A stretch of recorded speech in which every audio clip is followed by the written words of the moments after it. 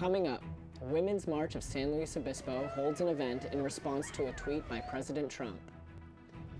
And later, find out how a unique new form of transportation made its way to the streets of San Luis Obispo and how the community is reacting to it. Mustang News investigates to see if the reports that the Serenity Swing and Trampoline have been removed. Hello and welcome to our first edition. Broadcasting from Swanson Studios, you're watching Mustang News. Hello and welcome to our first edition of Mustang TV. I'm Zachary Donenfield. And I'm Lauren Arndt. We hope you've had a fun summer.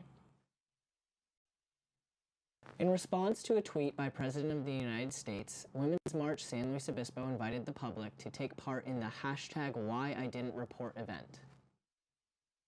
The President's tweet questioning the validity of Dr. Christine Ford's sexual assault claim against Supreme Court nominee Brett Kavanaugh prompted Women's March San Luis Obispo to invite the community to take part in the Why Didn't I Report event. Well, actually, we had a lot of people contacting us to say, are you going to do something? We want something to happen. So we try to respond when the public, when women want something to happen. We try to make it happen. The Women's March San Luis Obispo organizers asked attendees to bring signs to show their support for survivors of sexual assault.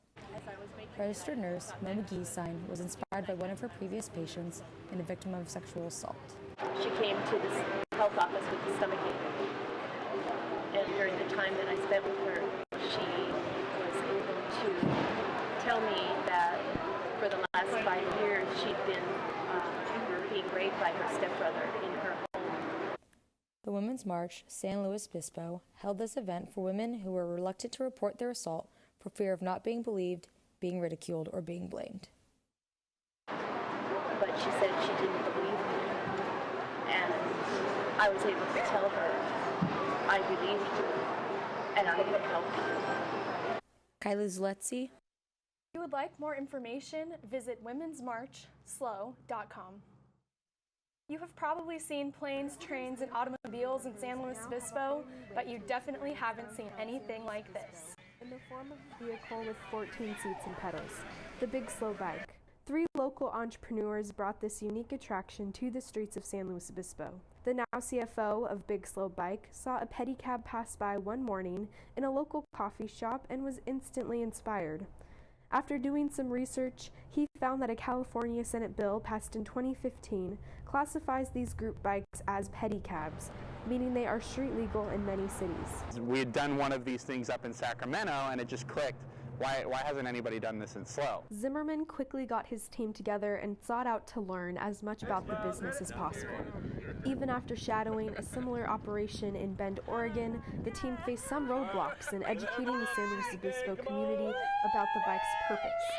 The CMO of Big Slow Bike said that these group bikes are oftentimes used for partying and drinking in other cities, but that he wants the Big Slow Bike to be different. We're here to join the community, not fight the community. We're here to be a positive presence. Despite the challenges, the Big Slow Bike launched just in time for Cal Poly's annual Week of Welcome. 9 groups of incoming Cal Poly freshmen and their orientation leaders experienced San Luis Obispo like never before. We're all having fun, and the people around us were having fun too. They're like singing along, dancing. It was fun just seeing like the community of like SLO just all like kind of just all having fun.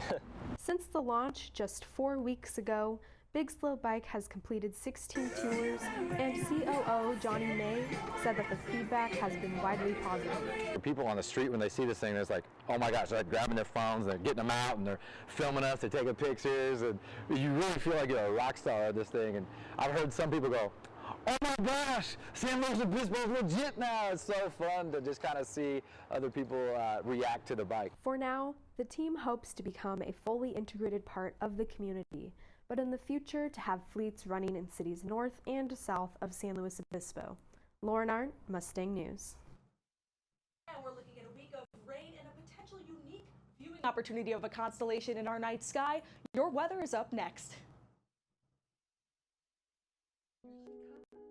Hi, Krista. Take you, Jamie, to be my wife. When we found out that we were pregnant, we were just elated. We were just sitting there waiting for the pediatrician. She said she won't be taking you in as a client.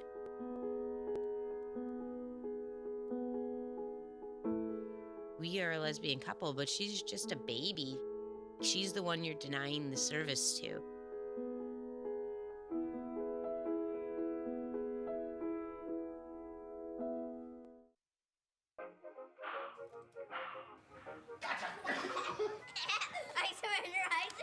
All right, pal. Get ready for the day, buddy. Hey, Dad. Hey, Dad. Do we have a gun? What's up? Do we have a gun?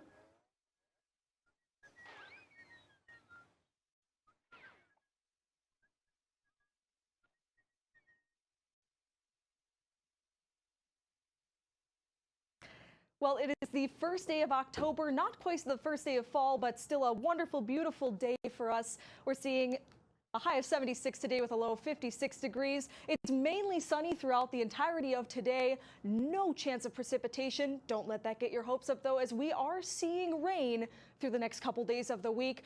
Even though there's no rain in the sky right now, we've got about 61% humidity with winds coming out of the west between 10 and 12 miles per hour.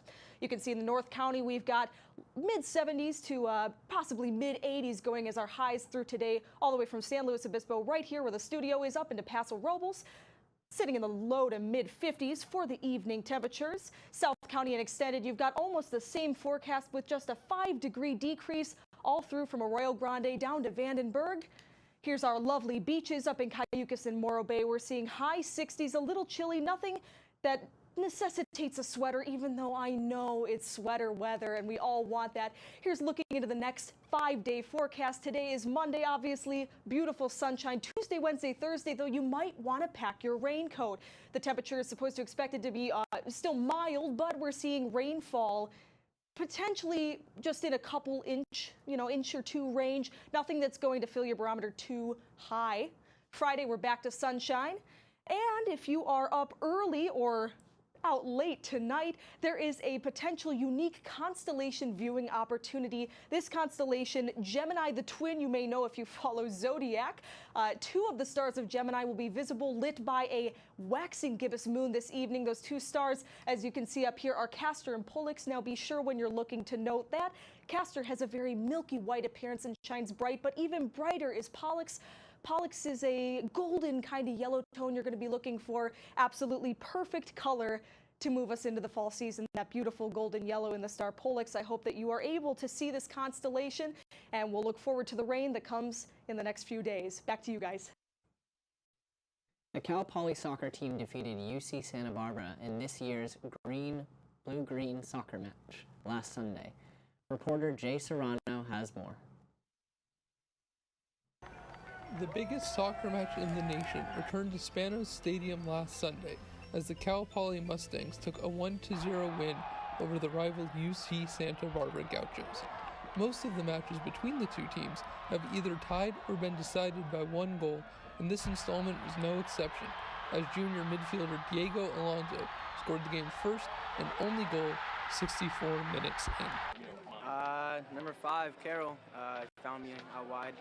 Coach has been telling us to shoot, so I got the opportunity, hit it, and got a deflection, went over the goalie, and couldn't ask for a better reaction.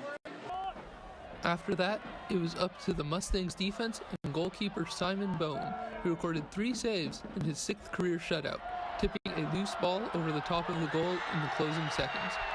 Cal Poly has now won 2 straight home matches against UC Santa Barbara and has sold out the blue-green match for the 6th year in a row. It never gets old, let me tell you that. It never gets old beating Santa Barbara here at home. I've never lost down there, we've tied down there, but I've never won down there either. So that's the next priority and objective, is to go down there and get a result. But this is exceptionally special for college soccer, special for the Cal Poly community. Really love our fans, I gotta tell you. I absolutely love our fans, and they really motivate us. Jay Serrano. The Cal Poly football team lost their game against Montana last Saturday, 48-28.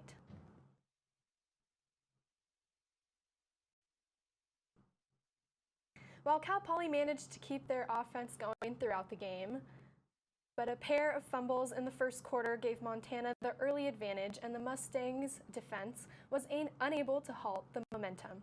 Senior fullback Joe Prathor continued his hot streak, rushing for more than 100 yards for the third game in a row and scored 3 of the team's 4 touchdowns. Sophomore slot back Drew Hernandez also added 135 yards on just 14 touches.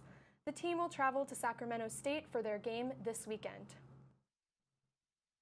Last week, a rumor circulated among students that the trampoline and swing located at the... Maria, so how's work? It was 4th period biology. Our students just weren't getting how easily viruses spread. So Ms. Bell and I had them role play a zombie virus outbreak. By the time they had all learned the lesson, all the living were dead. Hey, how's your job going? That big sales meeting I planned? Next year, I might get to go. Cool. Leaving hot coals improperly extinguished can cause a wildfire. Hey guys, it's Smokey! It looks as if Smokey is going to use the drown, stir, drown, and feel technique. After the first drown, a good start. Next, another drink. And finally, a close feel. Is it cool? Okay. Yeah. Hey, Smokey, catch! Oh, my bad, Smokey. Only you can prevent wildfires.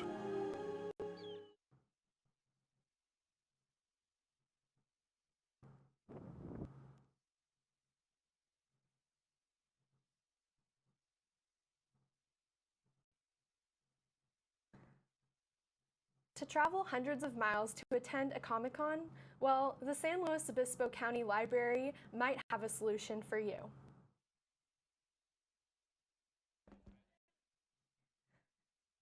San Luis Obispo County Library hosted their first ever SLO Comics Fair. The event featured local vendors, artists, and interactive exhibits for the public to enjoy.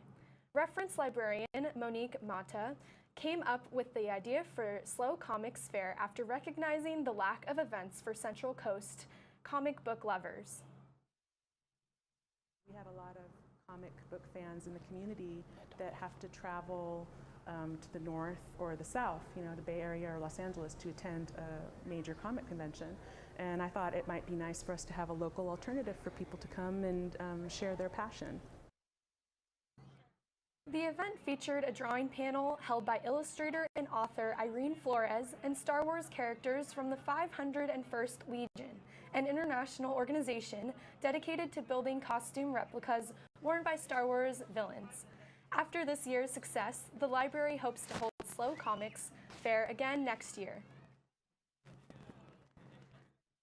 Many members of our campus community find commuting to be a Many members of our campus community find commuting to be a part of their daily routine, but commuting can come with problems. Mustang News reporter Allie Gutvine found out that there may be any parking reprieve. Parking on campus has plagued commuters, students, staff, and faculty alike for as many years as they can remember. In an attempt to lessen these issues, 2 ASI representatives are elected to serve on the Parking and Transportation Advisory Committee each year. The role of these reps is to embody the voice of all students and to facilitate conversation between the committee and the student body. One of those reps newly elected this year is Agricultural Communications Senior James Broadus. Broadus says he knows that parking on Cal Poly's campus has been an issue for many students. I think there definitely are people that are unhappy with the parking on this campus. We only have so much space, and the student body is definitely growing, so there's an issue trying to get that number of cars onto this campus without a growing number of parking spots as well. Broadus says though parking is a main issue on the forefront, the primary transportation problems that impact Cal Poly may differ between academic years. I think it varies year to year. Parking is generally one, just trying to leave too late for class and trying to find a spot close enough to the individual classrooms. That's it for this segment of Mustang News TV. We hope to see you again on Thursday at the same time. My name is Lauren Arndt.